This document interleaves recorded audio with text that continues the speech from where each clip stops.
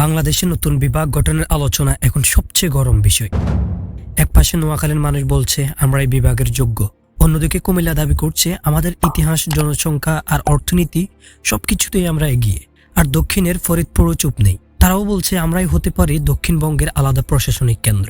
কিন্তু প্রশ্ন হলো, যদি এই তিনটি জায়গায় একসাথে বিভাগ হয় তাহলে দেশের কি উন্নতি হবে? আর এই তিনটি বিভাগ গঠনের কোনো ক্ষতি বা চ্যালেঞ্জ থাকবে কি? প্রিয় দর্শক, আজ আমরা বিশ্লেষণ করব এই তিনটি জেলাকে একসাথে বিভাগ ঘোষণা করা হলে দেশের কি কি সুবিধা এবং অসুবিধা হবে, এবং এই ভিডিওতে তিনটি জেলার ভৌগোলিক অবস্থান, অর্থনৈতিক ব্যবস্থা, সাংস্কৃতিক গুরুত্ব, প্রশাসনিক সুবিধা আরো কয়েকটি বিষয়ে আলোচনা করা হবে যুক্তি এবং বাস্তবতার নিরিখে। তাই আপনি যেই জেলারে হন না কেন, ভিডিওটি শেষ পর্যন্ত দেখা অতি জরুরি এক প্রয়োজন। চলুন তাহলে শুরু করা যাক।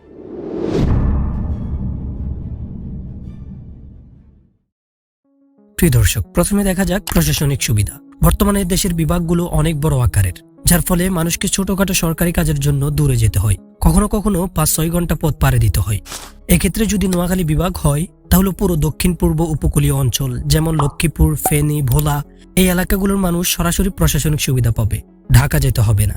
যদি কুমিল্লা বিভাগ হয় তাহলে চাঁদপুর, ব্রাহ্মণবাড়িয়া, নরসিংদীর মানুষও উপকৃত হবে।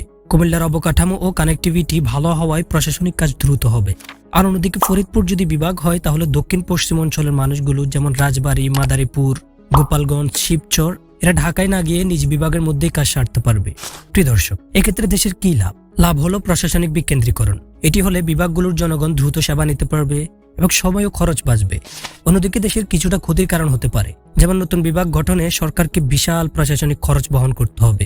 অফিস, স্টাফ, নতুন অবকাঠামো তৈরিতে অনেক সময় এবং দেশের শ্রম ক্ষয় হতে পারে। প্রিয় দর্শক, এবার দেখা যাক অর্থনৈতিক দিক থেকে কার বিভাগ হওয়া দেশের জন্য বেশি লাভজনক। নোয়াখালী বিভাগ হলে উপকূলীয় অর্থনীতি, মাছ চাষ, কৃষি ও বন্দরের সুযোগগুলো আরো বৃদ্ধি হবে। সোনাদিয়া, হাতিয়া, কোম্পানিগঞ্জ এই এলাকাগুলোতে নতুন নতুন শিল্প অঞ্চল গড়ে উঠতে পারে। তাছাড়া চট্টগ্রামের উপরও চাপ কমবে। যদি কুমিল্লা বিভাগ হয় তাহলে ঢাকা চট্টগ্রাম হাইওয়ে এবং ইপিজেড থাকার কারণে এটি হতে পারে ইন্ডাস্ট্রিয়াল পাওয়ার হাব। এক্ষেত্রে বাংলাদেশের রপ্তানি খাতে কুমিল্লা বিশাল ভূমিকা রাখতে পারবে। অন্যদিকে যদি ফরিদপুর বিভাগ হয় তাহলে পদ্মা সেতুর কারণে দক্ষিণবঙ্গ হতে পারে দেশের অর্থনীতির নতুন দিগন্ত। গোপালগঞ্জ, মাদারীপুর, ফরিদপুর এই অঞ্চলগুলো কৃষিভিত্তিক ও কৃষি শিল্পে উন্নত হতে পারে। এক্ষেত্রে সার্বিক লাভ হলো আঞ্চলিক উন্নয়ন, নতুন শিল্প অঞ্চল, কর্মসংস্থান বৃদ্ধি। কিছুটা ক্ষতির কারণও রয়েছে, যেমন অতিরিক্ত প্রশাসনিক খরচ। কিছু জেলা বিভক্তির কারণে পুরনো অর্থনৈতিক ভারসাম্য নষ্ট হতে পারে। প্রিয় দর্শক, এখন দেখা যাক ইতিহাস ও সাংস্কৃতিক দিক থেকে কার যোগ্যতা বেশি। নোয়াখালী বাংলাদেশের ইতিহাসে গুরুত্বপূর্ণ ভূমিকা রেখেছে। মুক্তিযুদ্ধ থেকে শুরু করে ভাষা আন্দোলন সবখানেই অবদান আছে। শহীদ রুহুল আমিন, আবুল খায়ের গ্রুপ, সৈয়দ ফজলুল হক, বদরুদ্দোজা সহ আরো বহু মান্যগণ্য প্রমুখ নেতাদের জন্মভূমি এটি। সংস্কৃতিতে এই অঞ্চলের আলাদা কণ্ঠস্বর আছে। নোয়াখালীর আঞ্চলিক ভাষাই যেন তাদের এক ঐতিহ্য।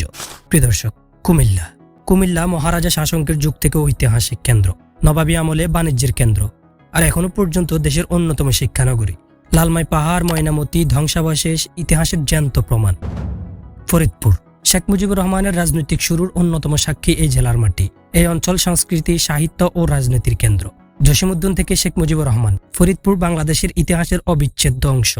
প্রিয় দর্শক, যদি ঐতিহাসিক ও সাংস্কৃতিক গুরুত্ব দেখে যদি বিভাগ করা হয় এক্ষেত্রে কিছুটা লাভ হতে পারে, যেমন প্রতিটি অঞ্চল তাদের ঐতিহ্য ধরে রাখতে পারবে স্বাধীন প্রশাসনিক কাঠামোর মাধ্যমে।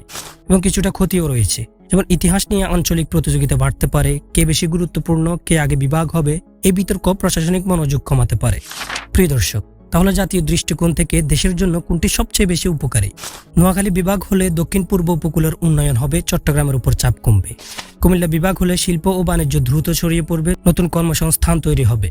ফরিদপুর বিভাগ হলে পদ্মা সেতুর সর্বোচ্চ ব্যবহার সম্ভব হবে, দক্ষিণবঙ্গের অর্থনীতিও এগিয়ে যাবে। অর্থাৎ তিনটি জেলারই বিভাগ হওয়ার জন্য নিজ নিজ শক্তি রয়েছে। দেশের জন্য তিনটি লাভজনক, যদি সঠিক পরিকল্পনা ও সমন্বয় থাকে। আশা করি বুঝতে পেরেছেন।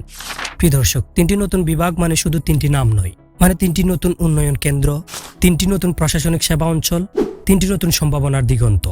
কিন্তু সবকিছুর আগে দরকার রাজনৈতিক সদিচ্ছা, পরিকল্পিত প্রশাসন আর জনগণের অংশগ্রহণ। কারণ বিভাগ মানেই উন্নয়ন নয়, দায়িত্বশীল নেতৃত্ব থাকলে সেটি হবে উন্নতির কারণ। আশা করি বুঝতে পেরেছেন। প্রিয় দর্শক, আপনি কি মনে করছেন? আপনার মতে কোন জেলা আগে বিভাগ হওয়া উচিত? নোয়াখালী, কুমিল্লা নাকি ফরিদপুর?